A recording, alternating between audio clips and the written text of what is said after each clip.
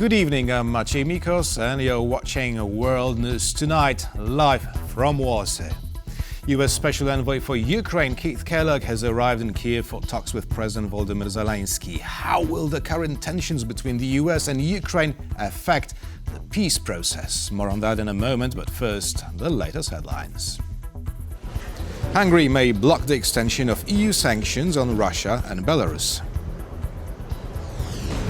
NATO Secretary-General visits Slovakia to convince Bratislava to spend more on defense. And Germany faces a great wave of disinformation as it heads towards elections. United States Special Envoy to Ukraine Keith Kellogg spent his second day in Kyiv meeting with President Zelenskyy and other top officials. Earlier, Kellogg said that the purpose of his visit was to listen to the Ukrainian side and convey their concerns to Washington ahead of peace talks. So now let's go live to our correspondent in Kyiv, Don Arleth. Good evening, Don. What has Keith Kellogg heard from Volodymyr Zelenskyy then, and what do we know about the outcome of this meeting?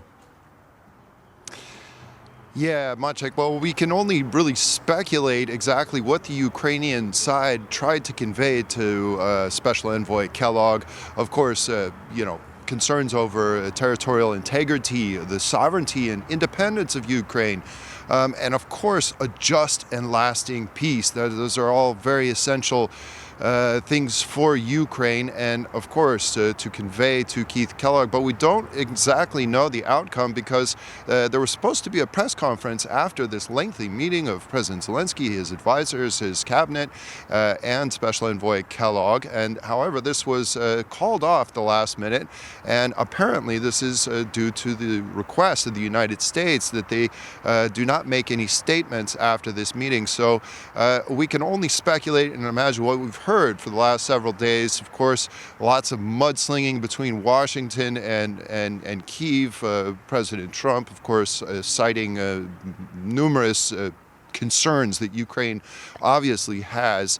We've talked to lots of people here on the streets. Everyone wants this war to end, but the key element is a just and lasting peace, of course. Now, another thing that President Donald Trump has been talking about is calling for elections here in Ukraine. He's repeated false narratives or even Russian narratives that Ukraine's President Volodymyr Zelenskyy is not legit.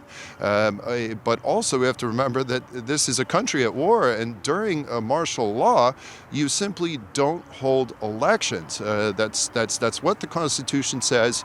And President Zelenskyy was democratically elected. He was accepted when he beat Petro Poroshenko years ago as the proper democratically elected person. So this is an issue, and of course the Russian government continues to repeat these narratives that this is a Nazi regime here in Kyiv and that they're illegitimate. But if you talk to the opposition party, the main opposition party, everyone is in agreement that there should be no elections till there's peace. We talked to Alexei Goncharenko earlier today. Here's what he told us. We can't have elections now physically. It's impossible. That's impossible to organize elections in Ukraine today in current circumstances. So, do we need to have elections in Ukraine? Definitely. But after we will have peace in Ukraine, and after we will have security guarantees that Russians will not attack us the day when we will go to polling stations. That is very important. Peace, very important here in front of the Maidan. You can see, and it's the 11th anniversary since the Maidan, you can see thousands of flags and pictures of those who have fallen in this horrible, horrible war that is now approaching 3 years since the full-scale invasion. Maciej, back to you. That was Don Arleth reporting from Kyiv. Thank you very much, Don, and of course, stay safe. Hungarian Foreign Minister Péter Szijjártó has threatened to veto the rollover of EU sanctions on the Russian and Belarusian individuals, which is expected to be discussed at an upcoming meeting in Brussels on Monday. According to Budapest, the sanctions could negatively impact ceasefire talks over the war in Ukraine. TVP World's EU correspondent Angela Skudgens has this report.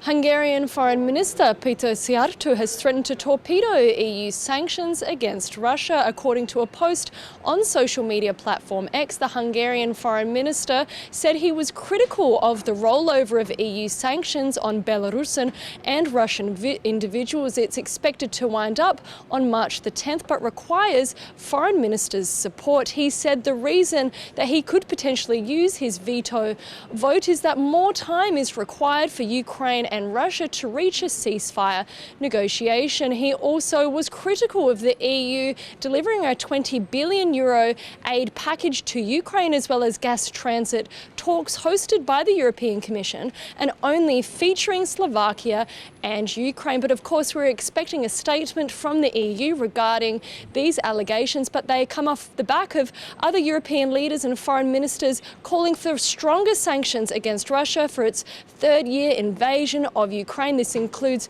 Estonia's foreign minister calling for the mobilization of Russian frozen assets. This was, of course, echoed by Polish Prime Minister Donald Tusk himself, but that meeting is scheduled for Monday and a lot can happen in 4 days.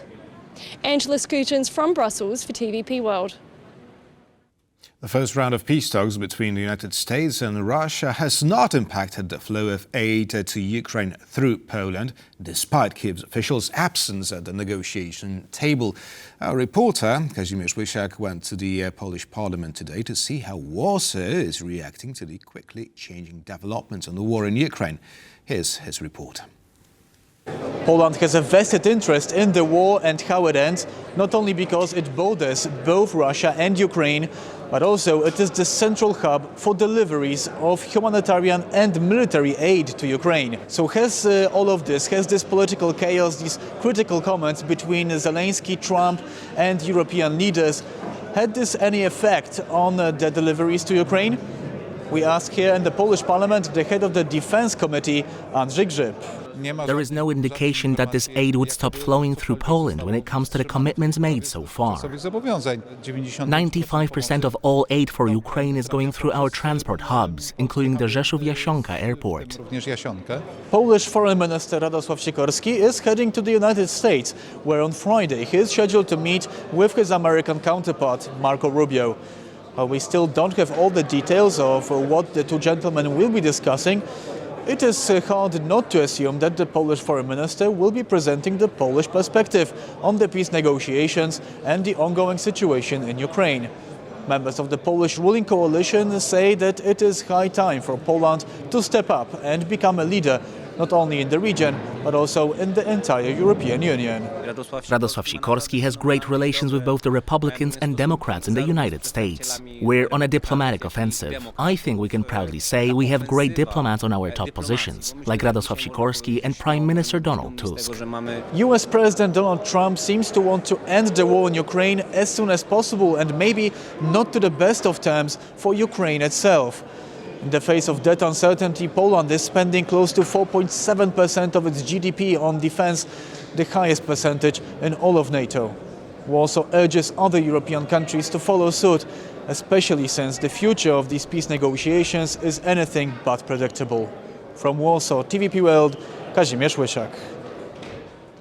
Despite the ongoing peace talks between the US and Russia, the Kremlin has not stopped its terror attacks on Ukrainian towns and cities. More than 170 drones and missiles have once again targeted civilian infrastructure over the last 24 hours. Kyiv correspondent Oskar Terji has more. Russian attacks across Ukraine over the last 24 hours have killed 7 civilians and wounded at least 30 others. The Ukrainian Air Force have reported that Russia launched about 161 Shahed-type attack drones at the territory of Ukraine, with the Ukrainian Air Force reporting that they shot down 80 of those. Russia also launched 14 cruise missiles, and other forms of bombs were used, with some guided aerial bombs used in Konstantinivka, killing 2 people there. So amidst this war of words with President Trump being aimed at Ukrainian President Volodymyr Zelenskyy, Russia is certainly continuing its attacks across Ukraine at civilian targets, and civilians, Ukrainian civilians, are paying the price for those attacks. It's Oz Kataji reporting from Kyiv for TVP World. Mark Rutte visited Slovakia today. The NATO Secretary General spoke with the country's president, Peter Pellegrini, about increased defense spending. However, he did not meet with the Slovakian Prime Minister, Robert Fico, who apparently chose to reschedule. And our correspondent, Paweł Trzaskowski, is on site in Bratislava. Good evening, Paweł. So what more do we know about the meeting? Well, I'm standing in front of the presidential palace in Bratislava, the capital of Slovakia, where the meeting between the country's president and NATO Secretary General indeed took place. However, Mark Rutte did not meet Robert Fico, as Fico apparently chose to reschedule and chose to travel to the US to attend the conference of conservative parties. And this absence is quite telling, this rescheduling is quite telling, mainly because Fico and Rutte did not see eye to eye when it comes to the future path that NATO should take. Let me just remind you that Fico made a surprising visit to the Kremlin in December last year, where he met with Vladimir Putin and said that he is being unjustly condemned by the West. However, Mark Rutte presents a different approach, a different vision for NATO, and I would like you actually to listen to a fragment of his speech given at the university today. Well, I can only tell you that this US administration is totally committed to NATO, but they expect us to spend more. And they are right. And so we are now spending 700 billion more in non-US NATO than before 2016, so before Trump became president. But it is not enough. Again, now we have to take a next big step. And I think it will be a huge step. I'm absolutely not worried about the US. They're doing what is needed. I'm worried about us. Whether we are able to step up. Slovakia is currently one of the countries that spends 2% of its GDP on defense, a currently required NATO threshold. However, this threshold is expected to grow. According to Rutte himself, it is going to be more than 3%, and the details will be discussed during this year's NATO summit in The Hague. Back to you. That was Paweł Trzaskowski reporting from Bratislava, Slovakia. Thank you very much, Paweł. This Sunday, Germans will elect their new parliament. The latest polls show that the far-right AfD party is poised to make gains, particularly in the country's east. And our correspondent, Sasha Farbach, is in Dresden, closely following the last days of the German election campaign. Good evening, Sasha. So you've been talking to German voters. What did they tell you ahead of the big vote this weekend? Hi there, good evening. Yeah, and exactly right. I mean, it's just a few days away. It's on Sunday. Now, all eyes are pointed, of course, at Berlin. But what's key here is what's happening also in the east of Germany. So I'm coming from Dresden. Now, this is the capital of the state of Saxony.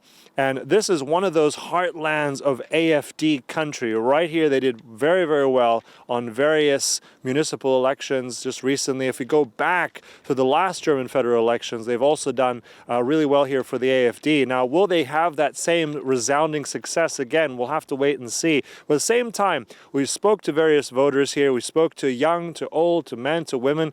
Got an interesting snapshot of what Germans really think here.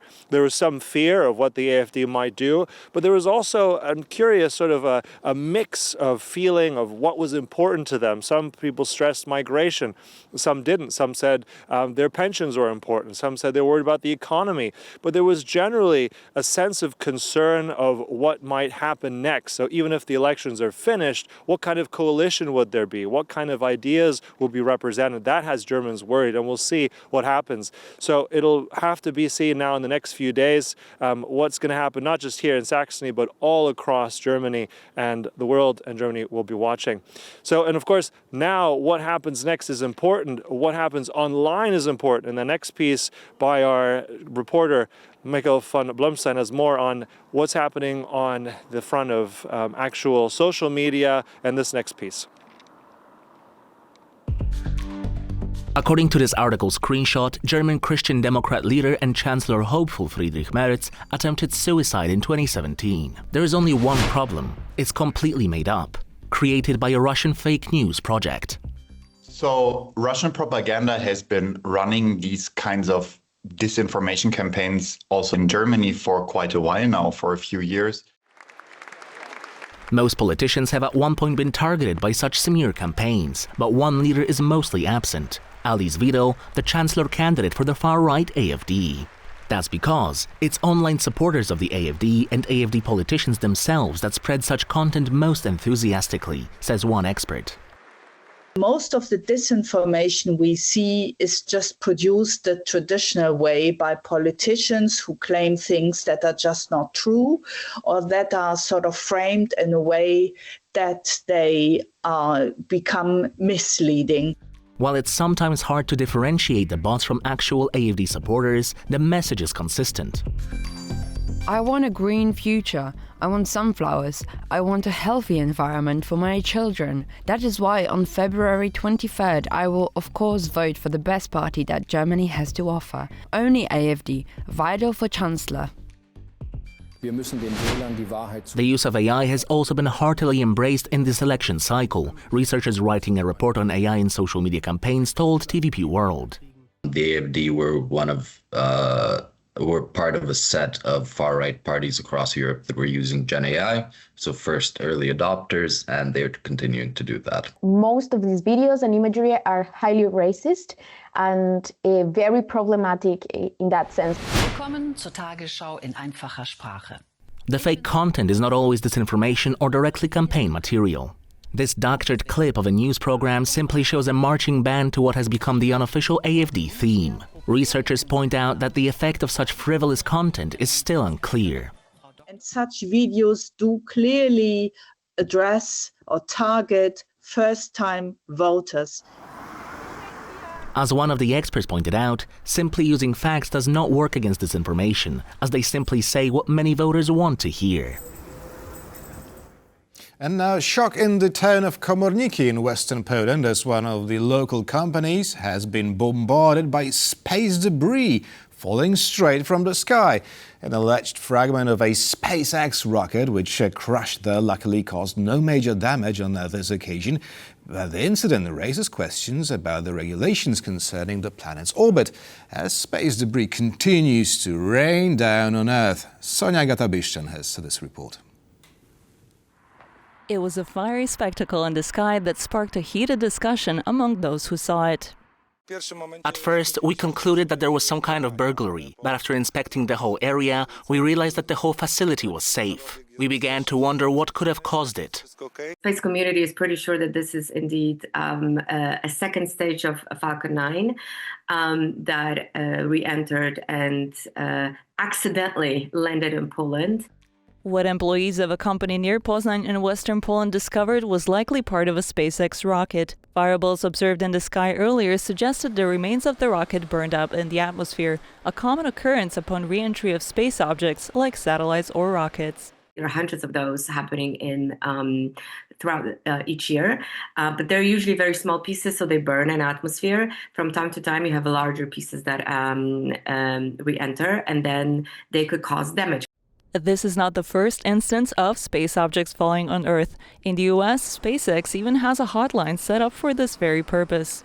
You can call to tell SpaceX that a piece of their junk has fallen in your yard, and will SpaceX please come and get it? In 2024, one piece of space debris from the International Space Station crashed through a Florida house, making it the first case of hitting someone's personal property. The affected family is seeking $80,000 in damages from NASA.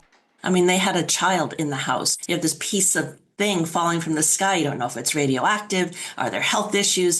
Although the event in Poznań caused no damage, such incidents are covered by the Liability Convention, which has yet to be used.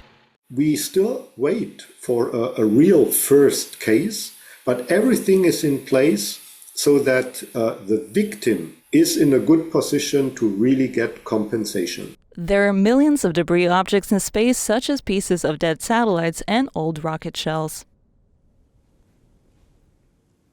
Donald Trump's style of diplomacy and the following exchange of blows on social media have put much strain on the US-Ukrainian relations.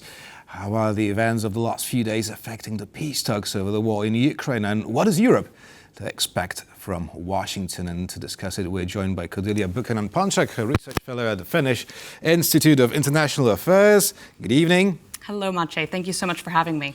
Thank you for accepting our invitation. So what do you think, why do you think the American side decided to cancel the press conference after Kellogg-Zelenskyy meeting in Kyiv today?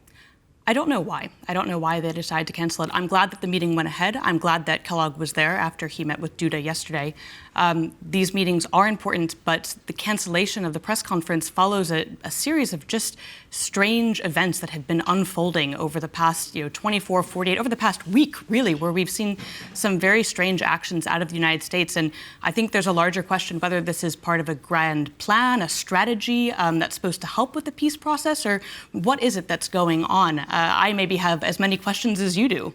Right, and so the following would be, let me quote something first. Kyiv should never have started the war 3 years ago, and as a dictator without elections, Zelenskyy better move fast or he is not going to have a country left, says Donald Trump. Well, who is Washington's opponent and who is its ally in the conflict in Ukraine? This is such a question, and I think Americans and Europeans are shocked, but in the United States in particular, I think that there's a bit of an information gap. I think not all Americans are aware that this rhetoric is being used. Those are aware, I find, are falling largely into two camps. The one camp is worried and they're outraged, and then the other camp, again, feels like this is part of a grand scheme, a large plot. And that group as well, unfortunately, doesn't seem to understand that a lot of this rhetoric is incorrect. President Trump has been floating remarks about the amount of money that the United States has given to Ukraine vis-a-vis Europe, for example. Obviously, he said things about the elections, and these things are factually incorrect, but there's not enough fact-checking going on in the spheres of the internet where such individuals are championing Trump for taking such a hard line against Ukraine. And this has then added to the shock that the Europeans feel at the American rhetoric. So this rhetoric using words like dictator, this is designed to reach the domestic audience. I'm not sure if it's designed to reach the domestic audience. I'm not sure who it is designed to reach. But I think as a part of that, I'm really surprised that we haven't seen more outspoken sort of contesting these remarks by classic hawkish senators and congresspeople in the United States. I mean, you have people like Mitch McConnell, you have John Thune, who have been long-standing Republicans, people that are against Russia. I mean, they have spent their entire careers as part of this, United States as a beacon of democracy in the world, and part of that being strong defense spending, working with European allies, and keeping Russia regulated to its sphere. I've been surprised that we haven't heard more from them to help set the record straight, especially to the domestic audience. But on the other hand, I do want to remind the viewers that one of the reasons that Donald Trump was elected was to respond to domestic pressures, to respond to things like immigration, inflation. And recently, a lot of Americans have been feeling as though the United States should be less engaged abroad and more engaged at home. And they see this as a trade-off. They see resources that are being spent abroad as resources that could be spent in the United States. And that's a problem. It's not so straightforward, it's not so simple, but when you're putting things into 140 or 280 characters, whatever it is nowadays, they can be oversimplified very quickly. Talking about resources, let me now quote US National Security Advisor Mike Waltz. We presented the Ukraine as an incredible and historic opportunity to have the United States of America co-invest with Ukraine, invest in its economy, invest in its natural resources, and really become a partner in Ukraine's future in a way that's sustainable, but also would be, I think, the best security guarantee that they could ever hope for, much more than another pallet of ammunition. Now, in reality, what would signing the deal presented by the US to grant Washington some 50% of Ukraine's rare earth minerals mean for Kyiv in the long run? It seemed like a bad deal to Kyiv for the time being, which is why they didn't sign it. It would be a great deal for the Americans, which is why they wanted them to sign it, and which is why they have made talks about further aid to Ukraine contingent upon this deal. To take a step back, I just want to enforce that aid is still flowing to Ukraine right now. There's just under $4 billion of military aid to Ukraine left. That was authorized under the Biden administration, signed on by many of the Republicans who are currently eerily silent. But there have been no overtures for a new aid package precisely because of the deal that you mentioned, because there hasn't been agreement there. I think that Zelenskyy was right to take a step back and to pause, to use it as an opening moment to see where the United States and Ukraine could come to a better understanding. I mean, Zelenskyy himself has floated the idea of U.S. investment in Ukraine as part of a reconstruction project. So it's not outside the realm of possibility, but clearly this deal, the terms of which have been leaked, were so egregious that Ukraine felt as though it was not getting a fair say and that it was better to reject it than accept those terms, especially with a country that is trying to be Ukraine's ally and purporting to be so. Right, Donald Trump also says that Russia actually holds the cards in peace negotiations over Ukraine after having annexed or conquered 20% of its territory. Now, does this mean for Washington that Russia has an upper hand in negotiations?